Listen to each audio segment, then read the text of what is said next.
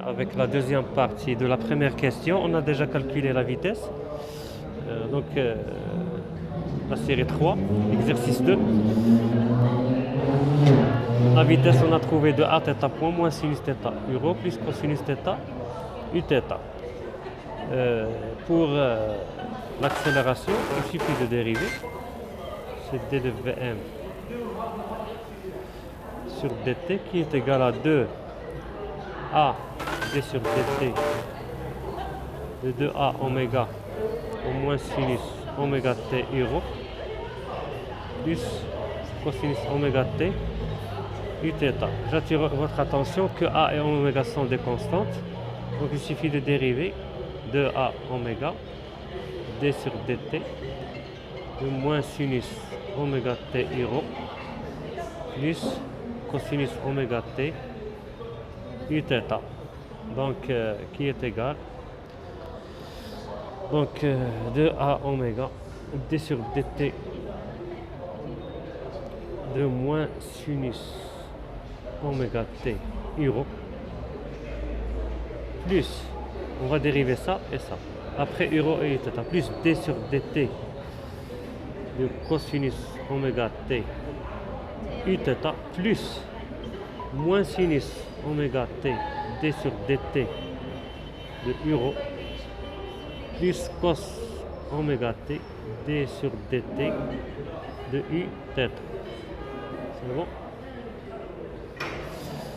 Donc j'ai dérivé ça et ça, après j'ai dérivé ça et c'est bon. Donc on sait que ici vous avez une fonction du temps et vous avez la dérivée par rapport au temps. Si on dérive sinus x par rapport à x, ça va donner cosinus x. Mais si on dérive sinus de f de x par rapport à x, ça va donner f' de x fois cosinus de x. C'est bon? Donc ça va donner ici, je vais ajouter un autre, je vais écrire tout ça, d sur dt de moins sinus oméga t est égal, la dérivée de oméga t c'est oméga, fois la dérivée de sinus oméga t c'est cosinus oméga t avec un signe moins qu'on doit préserver. Le signe moins cosinus oméga t. C'est bon? Et d qui est égal moins θ point cosinus oméga t. Et d sur dt de cos oméga t qui est égal, dérivée de oméga t c'est oméga, ou dérivée de cos oméga t c'est moins sinus oméga t, qui est égal moins θ point sinus oméga t. C'est bon? Et d sur dt de euro, d sur dt de euro, on a dit que euro c'est un vecteur tournant, euro. J'ai déjà détaillé dans l'autre vidéo de vous pouvez consulter la chaîne, notre chaîne, Mustapha.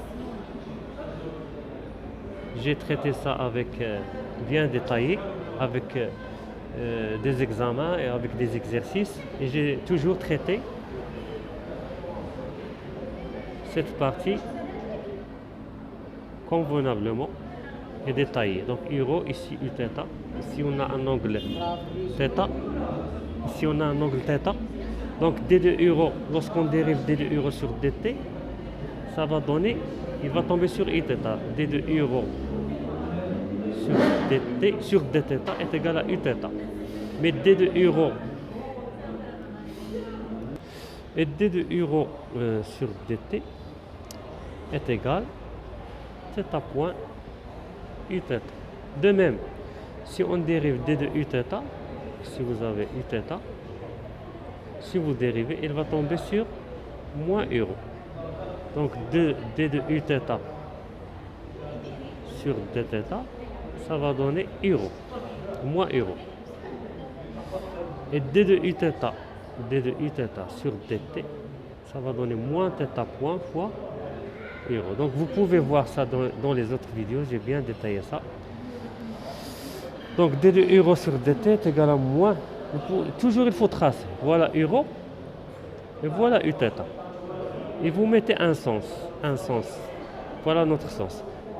Parce que l'angle θ, il va dans ce sens. Vous choisissez l'angle, le sens de l'angle θ. Donc d de euro sur dt, c'est moins, c'est plus θ point, voilà, il va tomber sur Uθ. Si on vous dit sur dθ, c'est Uθ. Si on vous dit sur dt, c'est θ point Uθ. Et d sur dt de Uθ est égal à moins, donc Uθ va tomber ici sur moins euro. Ça va donner moins θ point euro. C'est bon? Donc on va exploiter ces résultats. Donc là, notre accélération est égale. Donc le premier résultat, on a un 2a oméga en facteur, 2a oméga en facteur. Vous avez d sur dt de moins sinus oméga t, ça va donner moins oméga cos oméga t, moins oméga cos oméga t euro, plus on a une autre dérivée, plus d sur dt de cos oméga t, c'est moins oméga sinus oméga t, moins oméga sinus oméga t Uθ, je vais vérifier, oui Uθ, plus ici on a moins sinus oméga t, moins sinus oméga t, moins sinus oméga t, voilà, moins sinus oméga t, d sur dt de euro, d sur dt, c'est oméga Uθ, oméga fois Uθ. Et l'autre, le dernier terme, c'est plus cosinus oméga t, donc plus cosinus oméga t, d sur dt de Uθ, c'est moins θ euro, c'est-à-dire moins θ point euro, c'est-à-dire moins oméga euro. Donc il faut moins oméga euro.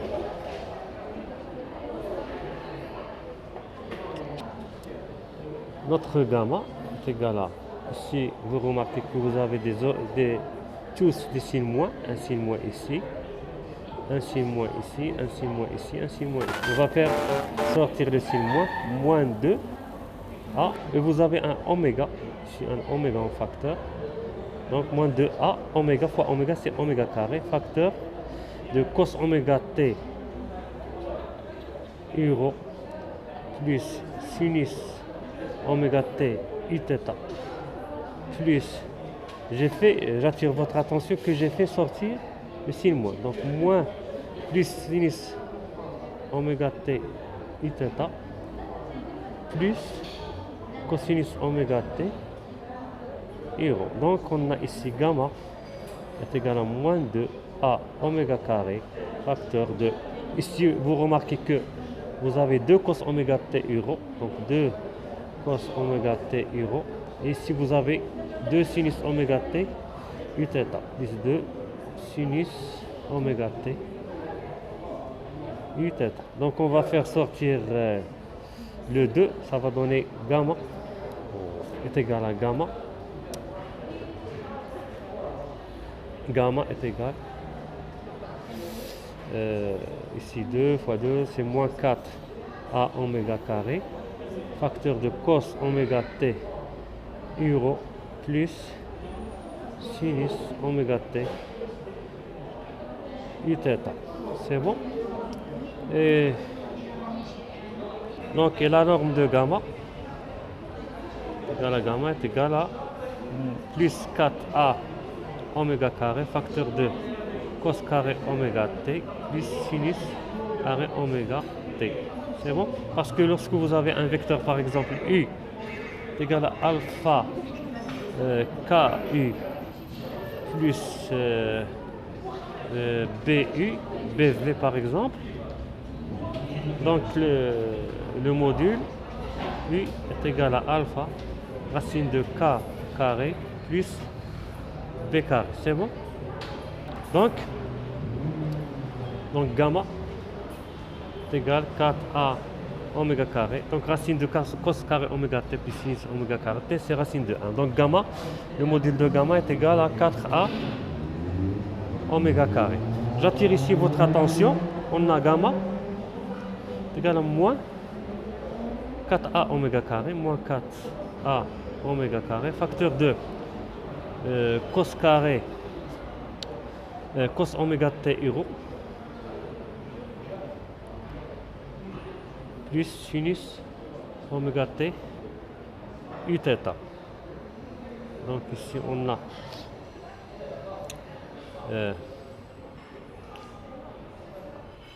euro et ici u θ. Donc ce vecteur il est entre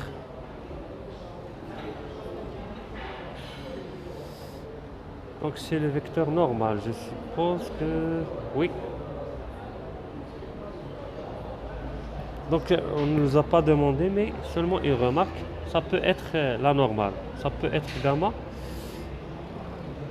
Donc c'est normal que, on peut vous dire une question, on déduire que la composante de l'accélération est seulement sur la normale. C'est normal parce qu'on a, ici vous avez la vitesse c'est 2a oméga. La vitesse c'est 2a oméga. Et on sait que gamma tangentielle c'est d de v sur dt fois la tangentielle. Or v est égal à une constante. Donc gamma tangentielle est égal à 0. Donc c'est normal que l'accélération est la composant seulement sur la normale. Donc gamma n est égal à gamma. C'est bon? Donc ça c'est la question A. La question 2, déterminer la vitesse et l'accélération ainsi que leurs normes dans le système de coordonnées intrinsèques. Donc deuxièmement, gamma et v dans frénétique. Donc on sait que v est égal à v fois temps. Il est toujours porté par la tangente. Donc v déjà est égal à 2a oméga. Donc 2a oméga temps. Donc v. Donc l'accélération. Donc v. Donc j'attire votre attention que la norme de v elle est unique, soit en la calculant d'après les coordonnées polaires ou bien cartésiennes ou bien intrinsèques, elle est unique. Donc v est égal à 2a oméga égal à v.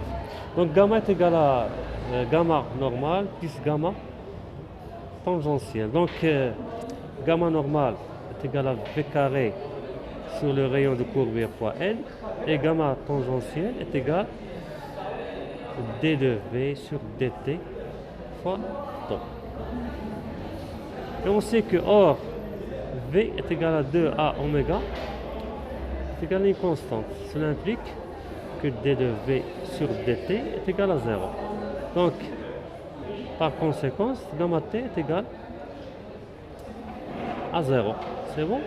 Donc il reste gamma est égal à gamma normal. Donc gamma est égal à gamma normal implique gamma normal est égal à on a déjà calculé la norme de gamma c'est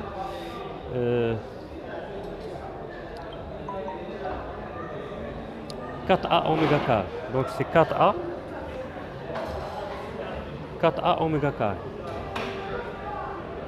Donc gamma normal par conséquence gamma normal est égal à 4a oméga carré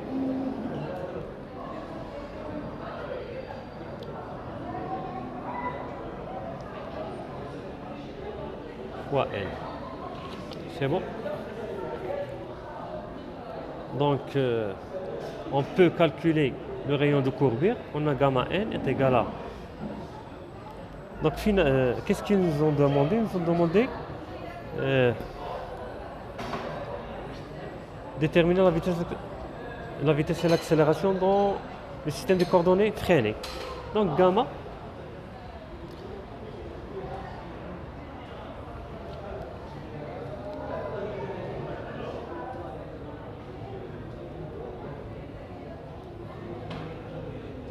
donc gamma n est égal à gamma égale à 4A oméga carré N, c'est bon? Donc l'accélération, il a une composante seulement sur la normale. Il n'a pas une composante sur la tangente parce que gamma est égal à une constante. C'est bon?